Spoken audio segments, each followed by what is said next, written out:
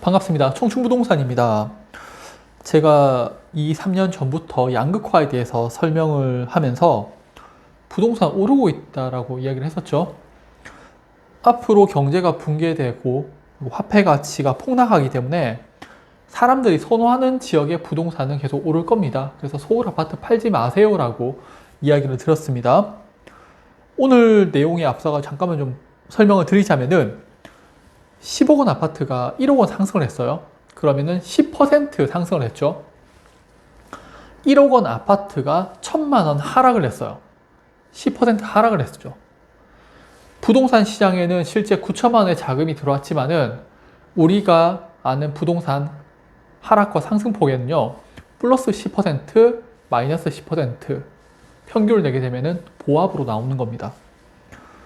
사람들이 선호하지 않는 외곽지나 구축 아파트 같은 경우에는 아파트 수가 많죠. 그리고 가격 하락폭이 좀 더 큽니다.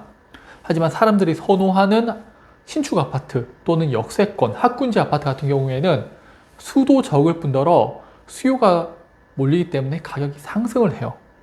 근데 이 두 개를 평균을 내버리니까 부동산이 하락한다고 나오는 겁니다. 그리고 이번에 트럼프로 인해서 스태그플레이션 상황을 우려하고 있죠.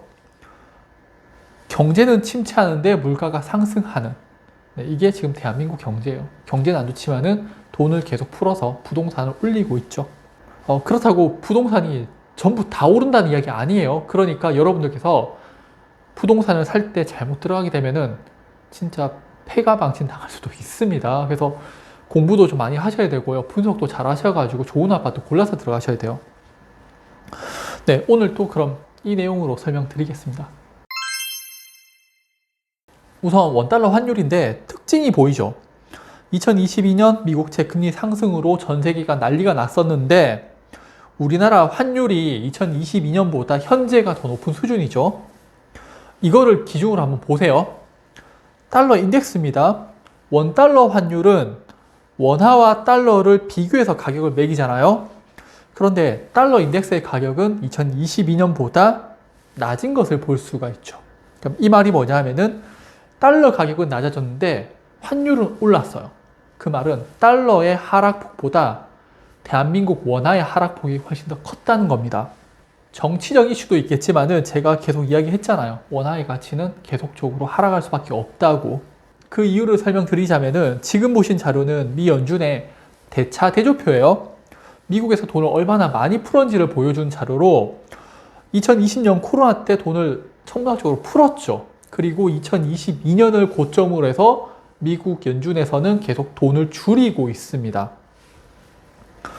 전 세계 결제 시 통화 비율 1위가 미국 달러고 2위가 유로예요. 미국이 전 세계 경제를 좌우할 정도로 경제력이 막강하죠. 그리고 가장 부자인데 이 부자가 더 이상 내가 돈을 안 쓰고 돈을 줄이겠다라고 이야기를 했는 겁니다. 예를 들어서 제가 이재용 부회장의 집을 관리를 해주고 월급을 받아요. 근데 어느 날 이재용 부회장이 오더니 그냥 우리 집은 내가 알아서 관리할게요. 이제 저는 실업자가 되죠. 그러면은 야 다른 직장 구하면 되지라고 생각하겠지만은 솔직히 이재용 부회장만큼 높은 임금을 주는 곳을 찾기는 엄청 어렵지 않을까요?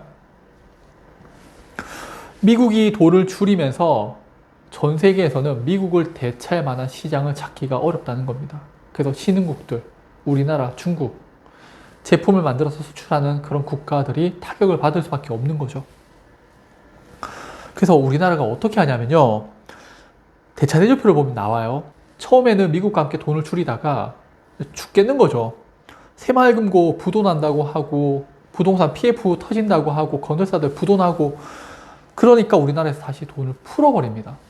유동성을 공급시켜요. 수요와 공급에서 달러의 공급은 줄어드는데 원화의 공급은 증가를 한다. 환율이 오를 수밖에 없는 거죠.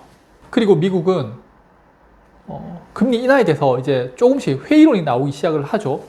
그런데 우리나라는 1월부터 금리 인하하겠다는 그런 뉘앙스를 보이기 시작했었죠. 부동산발 경기 침체가 오니까 부동산을 상승시켜서 이를 막는 거예요. 그렇다고 부동산이 막 문재인 정부 시절처럼 다 오르거나 그런 건 아니고 정말 선별적으로 좋은 것들 위주로 오르게 될 겁니다. 시장에서 거래되는 국채 금리가 중요한데 미국채 10년물 금리는 약 4.7%에 육박하고 있고 올해 뭐 5.5% 최대 6%까지 오를 거라고 보고 있죠. 더 핵심은 일본의 10년물 국채 금리인데 현재 약 1.2% 금리가 2011년 이후에 가장 높은 수준이라고 합니다. 전 세계 경제 대국들이 금리를 인상하면서 시중에 있는 자금들을 계속적으로 흡수하고 있는 거예요.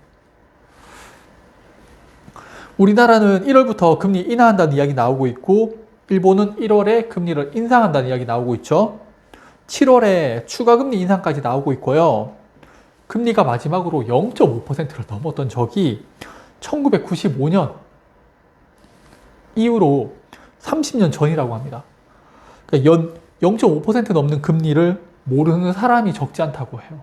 경험해 보지 못한 그런 시대가 온다고 봐야겠죠. 일본의 고금리는 당분간 이어질 예정인데 일본은행이 연 7.5%포인트 속도로 연 2%까지 인상하는 엄격한 시나리오도 있다고 합니다. 잃어버린 30년을 경험한 일본의 금리와 우리나라의 금리가 이제 비슷해지는 거죠. 네, 그러면 정말 자금이 빠른 속도로 빠져나가게 될 겁니다. 앞서 미국과 일본의 국채 10년물 금리는 계속 상승하고 있는데 우리나라의 10년물 국채 금리는 하락하고 있죠. 금리 차로 인해 환율은 계속 상승할 수밖에 없습니다. 다시 부동산으로 넣어볼게요. 서울 부동산 또 하락세로 돌아서고 있고 작년 10월쯤에 정부에서 서울 부동산 대출 제한하면서 전국의 부동산이 빠르게 식고 있죠. 올해 들어서는 금융기관이 대출 규제를 완화한다고 합니다. 돈을 푼다는 거고 이 모습이 2023년 특례보금자리론 2024년에도 대출 규제 완화하면서 서울 부동산이 급등했죠. 그러니까 올해도 대출 규제를 완화하기 때문에 저는 한 3월이나 한 5월 정도 가면은 또다시 우리나라 부동산이 반등할 거라고 보고 있어요. 제가 이런 대출 규제 완화로 부동산 반등한다고 이야기하니까 2023년에 또 하락론자들한테 욕을 먹었고 2024년에도 하락론자들한테 욕을 먹었어요.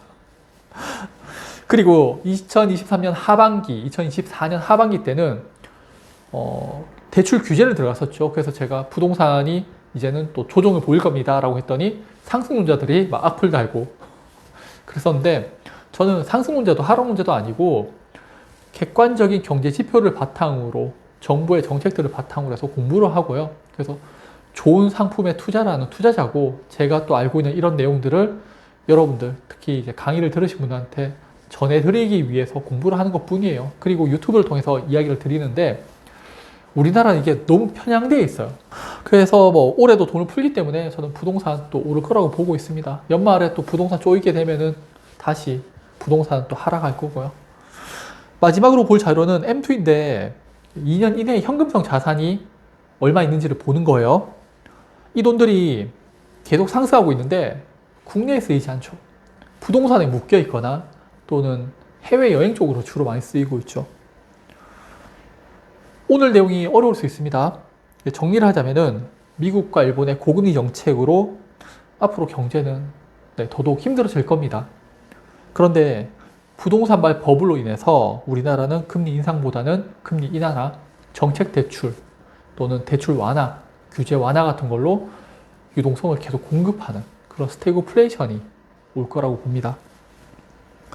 경기 침체와 물가 상승, 즉 부동산은 상승할 거라고 예상되고요.